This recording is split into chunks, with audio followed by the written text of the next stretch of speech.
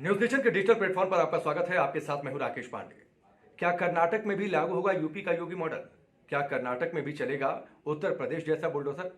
और क्या कर्नाटक में भी आने वाले दिनों में अवैध मकान, अवैध प्रॉपर्टियों पर बुलडोजर की बड़ी कार्रवाई देखने को मिलेगी? दरअसल कर्नाटक के मुख्यमंत्री बसवराज बोम्मई ने साफ तौर पर कह दिया है कि जरूरत पड़ती है और जैसी परिस्थितियां बन रही हैं तो वो कर्नाटक में भी यूपी जैसा मॉडल लागू करने की कोशिश करेंगे, योगी जैसा सख्त मॉडल अपनाएंगे और कर्नाटक में भी अपराधियों पर बुलडोजर चलेगा। दरअसल कर्नाटक में पिछले 10 दिनों में 3 हत्याएं हो चुकी हैं।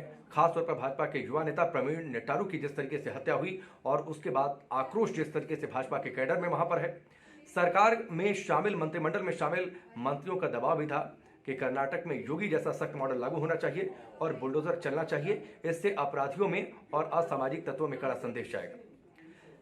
लिहाजा अब कर्नाटक के मुख्यमंत्री ने संकेत दे दिया है कि आने वाले दिनों में कर्नाटक में बड़ी कार्रवाई हो सकती है और जिस तरीके से उत्तर प्रदेश में अपराधियों पर, गैंगस्टर्स पर कार्रवाई हुई, जिस तरीके से उनकी अवैध प्रॉपर्टीज को सीज किया गया, अवैध प्रॉपर्टी और अवैध तरीके से जो जमीनें कब्जाई गई थी उनको जिस तरीके से अतिक्रमण मुक्त करवाया गया बुलडोजर के जरिए, वैसा ही काम कर्नाटक में देखने को मिलेगा। इससे पहले लगातार इस बात को लेकर चर्चा उठी है कि क्या अगर सरकारों को खुद को सख्त होते दिखाना है, क्या बड़ा एक्शन लेते हुए दिखाना है, अगर अपराधियों और असामाजिक तत्वों में कड़ा संदेश देना है तो क्या बुलडोजर की कार्रवाई इसके लिए जरूरी है? और क्या यह सियासत में एक सख्त सरकार के लिए एक टूल के तौर पर डेवलप हो चुका है? उत्तर प्रदेश में दरअसल हम इसका उदाहरण पहले देख चुके हैं। उत्तर प्रदेश में लगातार योगी सरकार ने बड़ी कार्रवाइयां की हैं। लगातार पिछले 5-6 सालों में जबरदस्त तरीके से कार्रवाई हुई। कई जगहों पर, बड़े बड़े शहरों में गैंगस्टर्स पर कार्रवाई हुई। जितने अवैध अतिक्रमण हुए थे उनको गिराया गया। अपराधियों पर कार्रवाई हुई, उनका अवैध अतिक्रमण को बुलडोजर के जरिए गिराया गया। मामला इतना ज्यादा आगे बढ़ा कि चुनाव में, जो हाल ही में संपन्न हुए उत्तर प्रदेश में विधानसभा चुनाव, उसमें बुलडोजर एक बड़ा मुद्दा था। विपक्षी पार्टियों ने इस मुद्दे को उठाया। इतना ही नहीं, खुद भारतीय जनता पार्टी भी इस मुद्दे को लेकर गई कि वो अपराधियों पर नरमी नहीं बरतती है, वो अपराधियों पर सख्त कार्रवाई करती है। जनता ने इस मुद्दे को समझा और जनता ने इस मुद्दे के पक्ष में वोट दिया। यानी बीजेपी की सरकार एक बार फिर से उत्तर प्रदेश में आ गई। योगी आदित्यनाथ एक बार फिर से मुख्यमंत्री बन गए। यानी बुलडोजर चले, इस बात पर जनता ने मुहर लगा दी है।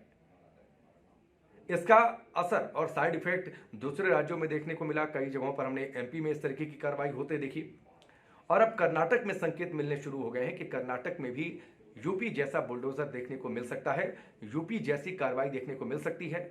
यानी जाहिर सी बात है, चर्चा तो उठेगी कि क्या अगर खुद को सख्त कार्रवाई करते हुए दिखाना है तो सरकारों के लिए बुलडोजर एक नितांत आवश्यक हथियार बन चुका है। बीजेपी नेता प्रवीण नेटारू की हत्या हुई थी, उस मामले में कई गिरफ्तारियां हुई हैं और लगातार उनके परिवार ने यह मांग की है कि जो दोषी हैं उन्हें फांसी की सजा दी जानी चाहिए। कई भारतीय जनता युवा मोर्चा के जो कार्यकर्ता हैं उन्होंने कई जगहों पर उन्होंने इस्तीफा भी दिया। एक अलग खौफ है, जनता में भी इस बात को लेकर आक्रोश है कि पिछले 10 दिनों में जिस तरीके से हत्याएं हुई, अभी एक और सीसीटीवी तस्वीर सामने आ गई। मैंगलुरु में गुरुवार शाम को फाजिल नाम का शख्स जब बाजार में अपने परिचित से बात कर रहे थे तब 4 नकाबपोशों ने उन पर अटैक कर दिया और इस घटना का एक सीसीटीवी वीडियो भी सामने आया है। और अब जनता में भी आक्रोश है और कर्नाटक की सरकार इस बात को बेहतर तरीके से समझ रही है। इसीलिए कर्नाटक के मुख्यमंत्री ने यह कहा है कि जरूरत पड़ती है तो हम कर्नाटक में लेकर आएंगे यूपी का योगी मॉडल। उतना ही सख्त होंगे, बड़ी कार्रवाइयां होंगी, बुलडोजर चलेगा। यानी यह तय है कि सियासत में अगर खुद को बड़ा एक्शन लेते हुए दिखाना है, खुद को अगर सख्त दिखाना है तो बुलडोजर एक एसेंशियल टूल बन चुका है और इसका असर अब कर्नाटक में देखने को मिलेगा आने वाले समय में, जब मुमकिन है वहां पर जो अपराधी हैं, जो असामाजिक तत्व हैं, उन्होंने अवैध निर्माण कर रखा है तो वहां पर जल्द ही बुलडोजर की धमक आपको सुनने को मिले। चलिए फिलहाल अभी के लिए बस इतना ही, लेकिन तमाम बड़ी खबरों के लिए आप लगातार हमसे जुड़े रहें।